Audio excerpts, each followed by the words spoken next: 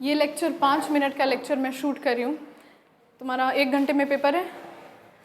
कोशिश करना सेंटर पे जाते जाते देख लेना टीडीएस और टीसीएस के बीच के डिफरेंस का।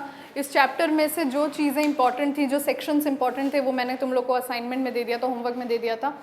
जल्दी से एक बार टीडीएस और टीसीएस के बीच का डिफरेंस देख लो, वेरी इंपॉर्टेंट। सी, टीडीएस का पहले तो फुल फॉर्म होता है टैक्स डिडक्शन एट सोर्स, और टीसीएस का मतलब होता है टैक्स कलेक्टेड एट सोर्स। इतना क्लियर है, याद रहेगा, भूलना मत, डिडक्टेड और कलेक्टेड का फर्क है।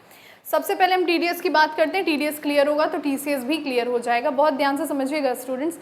टीडीएस की पेमेंट जो होती है, जो व्यक्ति असेसी को, असेसी हम किसको कह रहे हैं, जिसकी इनकम टैक्स की हम बात कर रहे हैं, जो व्यक्ति असेसी को वो इनकम दे रहा है, वो रेवेन्यू दे रहा है, वो व्यक्ति जब उस इनकम को असेसी को देते वक्त ही असेसी के बिहाफ पे टैक्स जमा कर दे, वही क्या है, TDS, tax deducted at source. मतलब इनकम का जो स्रोत है, उस स्रोत ने ही उस टैक्स को घटा के मुझे इनकम दी है, जो टैक्स मुझे अदरवाइज जमा करना पड़ता।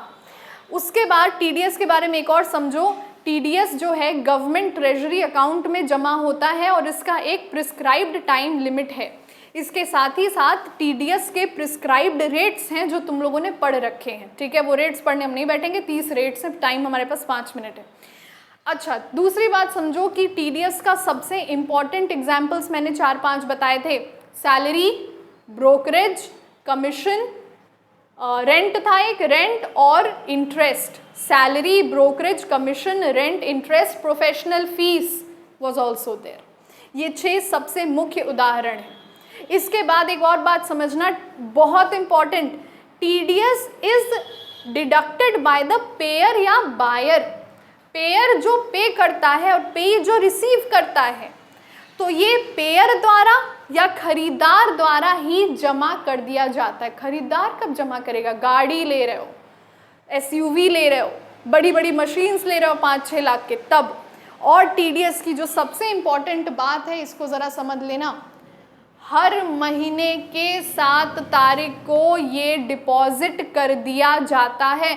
मैंने एक लेक्चर में तुम लोगों को बताया था स्टूडेंट्स, यही वजह है कि मैक्सिमम प्राइवेट या पब्लिक ऑर्गेनाइजेशंस अपने एम्प्लॉय को, जिनकी टैक्सेबल है इनकम, अपने एम्प्लॉय को 7 तारीख को सैलरी देते हैं, क्योंकि टीडीएस भी किस दिन जमा होता है? हर महीने की 7 तारीख को। और एक अंतिम बात टीडीएस के बारे में और समझ लो, it is credited to the account of the payee or during payment whichever is earlier. मतलब जब इनकम आपकी अक्रू हो रही है या जब इनकम पे हो रही है।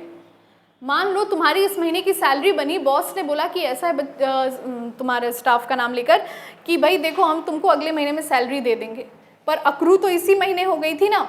तो अक्रू और पेमेंट में से जो भी चीज़ पहले हो रही है, उसी समय टीडीएस जमा कर दिया जाना चाहिए। Is that okay? बस इतनी सी बात है। टीसीएस देख लो, tax collected at source, somewhere it is the same thing. Tax collected at source, timber के बड़े फर्नीचर बनते हैं हमारे देश का, one of the most important wooden component timber होता है, या मिनरल्स, या liquor is used in alcohol, या फिर टोल प्लाजा। देखो टीसीएस का ये जो अमाउंट होता है ना, it is collected by the company और सेलर एज टैक्स।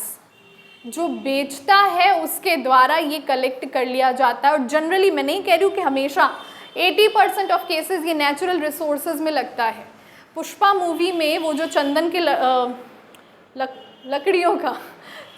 लकड़ियों का वो जो व्यापार करता था, वैसे तो वो इलीगल करता था, पर लीगल तरीके से जो लोग व्यापार करते हैं वुडन में, उनको वुडन चीज़ों को बेचने से पहले, स्पेशली वुड को बेचने से पहले ही टैक्स कलेक्ट करना होता है। It is collected at source, it is not deducted, it is collected. ये किसी की इनकम से आप घटा नहीं रहे हो, ये अपनी इनकम में ही कलेक्ट कर ले रहे हो जिसको बेच रहे हो, क्योंकि ये जो तुम कलेक्ट कर रहे हो ये तुम्हें सरकार को जमा करना है। थोड़ा बहुत जीएसटी से रिलेट कर रहा है, नहीं? जीएसटी भी सेलिंग के दौरान हम क्या करते हैं? कलेक्ट कर लेते हैं। अच्छा, ये पेई या सेलर द्वारा कलेक्ट किया जा रहा है, मतलब जिसको टैक्स को जो पे पेमेंट को प्राप्त कर रहा है, पेयर पेमेंट को दे रहा था, वो टीडीएस काट रहा था, हम पेमेंट को प्राप्त कर रहे हैं तो हम टीसीएस काट रहे हैं, कलेक्ट कर रहे हैं, काट नहीं रहे हैं, टीसीएस कलेक्ट कर रहे हैं। और एक और चीज, यहाँ पे बायर का अकाउंट डेबिट करते हैं, मतलब जिस दिन हमारा सेल हो गया या जिस दिन पेमेंट मिल गया, हो सकता है क्रेडिट सेल हुआ हो, कुछ दिन बाद पेमेंट मिले, इन दोनों में से जो डेट अर्लियर होती है उस डेट पे जमा कर दिया जाता है। और टीसीएस का कोई डेट नहीं है कि हर महीने के 7 तारीख या 14 तारीख को आपने जमा करना है। टीसीएस का केवल इतना डेट होता है कि TCS is deposited within 10 days from when, from the end of the month of the credit to the government.